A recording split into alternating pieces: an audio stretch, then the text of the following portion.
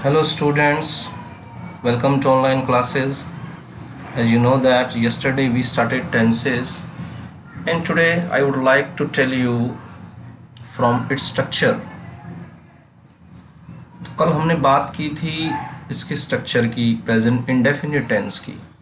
देखिए यहाँ पे you can see here subject plus am is are only for verb. तो ये जो है एम इज़ आर, इसका यूज़ केवल हम कर सकते हैं मेन वर्ब के रूप में। उसके बाद फर्स्ट फॉर्म ऑफ वर्ब, ये मेन वर्ब, और एस और E S only with third person of subject. तो थर्ड पर्सन सिंगुलर जो होते हैं ही शी इट, इनके साथ में एस या ई एस का यूज़ होता है। और सिंगुलर नंबर ऑफ सब्जेक्ट, कहता है कि सिंगुलर होने चाहिए, singular number plus object and any other words can be there. वहाँ पे कुछ और शब्द भी लास्ट में हो सकते हैं।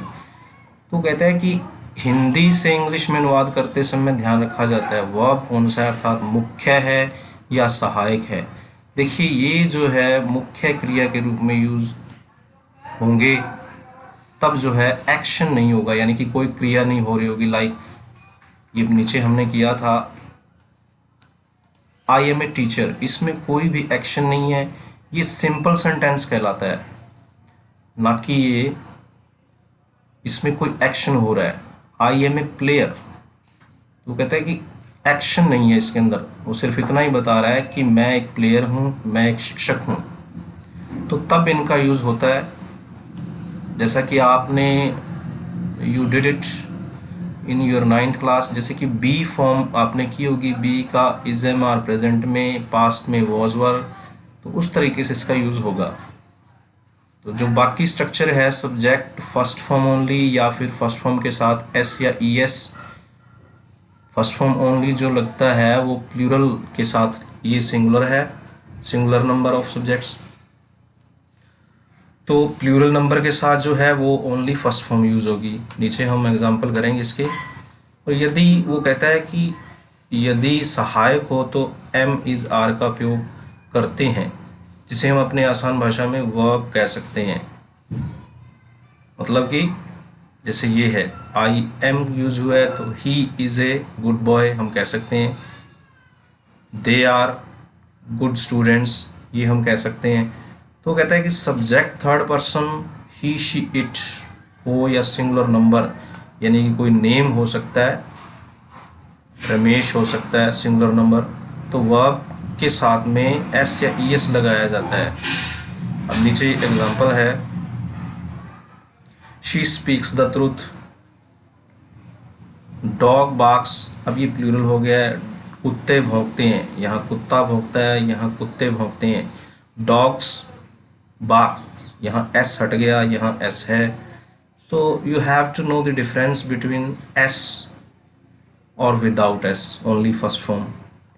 नीचे बात कर रहे हैं first and second person I we you they, इनके साथ में जो है आप यूज़ करेंगे ओनली फर्स्ट फॉर्म।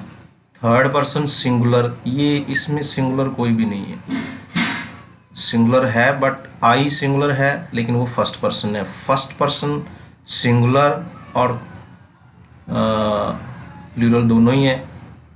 ये सेकंड पर्सन है लेकिन ये प्लूरल है, ये भी प्लूरल है दे, लेकिन ये थर्ड पर्सन तीनों ही सिंगुलर हैं, इसलिए इनके साथ एस या ई एस का यूज़ हम करेंगे। तो नेगेटिव सेंटेंस में वो कहता है नकारात्मक वाक्य बनाने के लिए हम वर्ब वाले वाक्यों में एम इज़ आर के बाद नॉट का प्रयोग करते हैं, लेकिन ये नॉट इज़ एम आर के बाद में, जैसे कि यहाँ पे I am not a teacher, मैं पहले ही आपको बता चुका हूँ कि एक्शन इसमें नहीं होता, इसमें सिर्फ इनको कहा जाता है स्टेट ऑफ बीइंग वर्ब।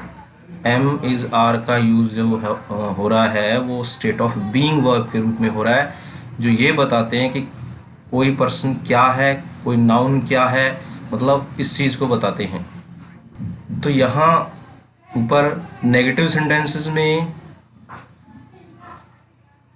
नकारात्मक वाक्य बनाने के लिए हम वर्ब, तो पहले हम इज एम आर के साथ नॉट की बात कर रहे हैं, फिर उसके बाद डू डज, थर्ड पर्सन के साथ डज यानी कि ही शीट के साथ में डज यूज होगा, फर्स्ट सेकंड पर्सन के साथ में डू का प्रयोग करते हैं, आई वी यू इनके साथ डू यूज होगा नेगेटिव सेंटेंसेस में और नॉट लगेगा, और दे के साथ भी डू यूज होगा। नीचे एग्जांपल होगा इसका, जैसे ये है सॉरी यहाँ सब्जेक्ट, इसको अगर हम यहाँ से, इसके बारे में हम अभी बात नहीं कर रहे, हम बात कर रहे हैं subject do does plus not first form. अब ये डज और डू के बाद में ओनली फर्स्ट फॉर्म का यूज़ होता है, तो यहाँ पे हम इज एम आर की बात करें तो एम नॉट, तो आर नॉट भी हो सकता है, इज़ नॉट भी हो सकता है, यानी कि he is not my friend, जैसे हम इस तरीके से कहें he is not my friend, या not honest, in this way. Next करेंगे हम बात इंटेरोगेटिव सेंटेंस की। तो इंटेरोगेटिव में हेल्पिंग वर्ब, जो प्रश्नवाचक वाक्य बनाने के लिए वर्ब के साथ में एम इज आर को सब्जेक्ट के पहले प्रयोग किया जाता है, तथा वर्ब के साथ में डू डज। जैसे कि इज एम आर की बात करें तो ये पहले आ जाएगा, am I a teacher, am I a player.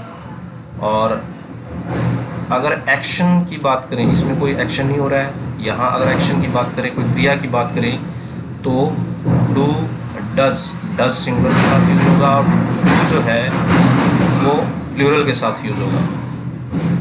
Again I am telling you,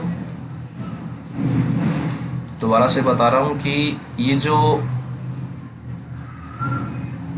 यहाँ पे एक्शन नहीं हो रहा है, यहाँ एक्शन हो रहा है, और डॉग जो है यहाँ सिंगुलर है, यहाँ प्लूरल है।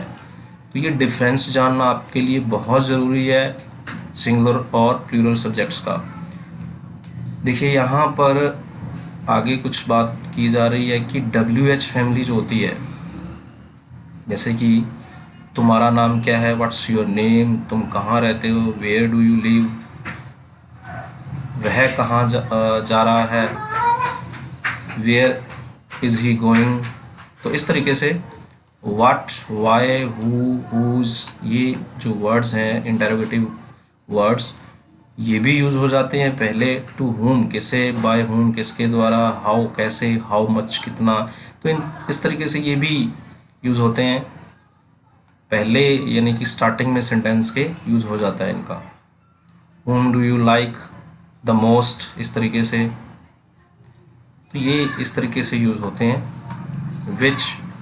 विच is your favourite book, where do you live, when do you come. तो ये इस तरीके से यूज़ होगा इनका। स्ट्रक्चर नीचे दिया हुआ है WH, ये वही बात हो रही है एम इज़ आर की और या फिर डू डज की। इज एम आर जब यूज़ होगा तो वहाँ कोई एक्शन नहीं होगा। यहाँ वैसे ये टेंस की बात है, अगले टेंस में इनका हेल्पिंग वर्ब के रूप में यूज़ होगा। यहाँ ये मेन वर्ब का काम कर रहे हैं, इज एम आर जो है मेन वर्ब का काम कर रहे हैं। ओके, अगर नेक्स्ट हम बात करें इंटेरोगेटिव विद नेगेटिव, तो इस तरीके से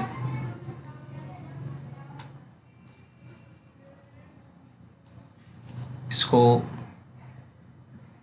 नेगेटिव की बात करें तो डू डज के बाद में नॉट यूज होता है। क्या वह नहीं आया, डज ही नॉट, नॉट आ गया यहाँ पे, तो स्ट्रक्चर इसका ऊपर लिखा नहीं हुआ है, ये WH वाला स्ट्रक्चर बनाया हुआ है बट इसमें नॉट नहीं है।